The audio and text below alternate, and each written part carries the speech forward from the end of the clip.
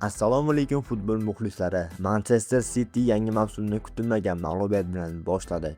Jamoa Angliya Superkubogi Community Shield bahsida Arsenalga qarshi maydonga tushib 0-3 hisobida mag'lub bo'ldi. Arsenal bu uchrashuvda birinchi golni hatto 24 soniyadoyoq kiritdi. Ammo o'zbek futbol muxlislari uchun bu o'yinda eng qiziq jihat Abduqodir Husanovning jamoadagi o'rni.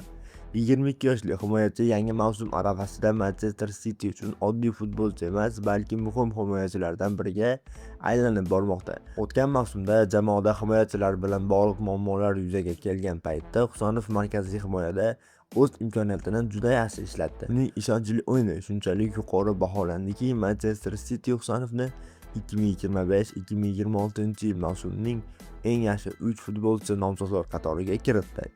Eng muhimi, klub o'zbek himoyachisiga ishonch bildirib, uning shartnomasini 2031-yilgacha uzaytirdi.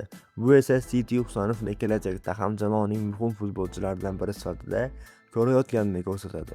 Yangi mavsumni ilk o'yinida City 0-3 hisobida yutqazgan bo'lsa-da, Husanov uchun mavsum endi boshlanmoqda. Endi asosiy savol: Abduqodir Husanovning yangi mavsumda Manchester Cityning doimiy asosiy himoyachisiga aylana oladimi?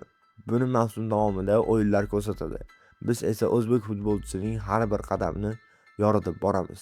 Shu kabi futbol yangiliklarini o'tkazib yubormaslik uchun kanalimizga obuna bo'ling.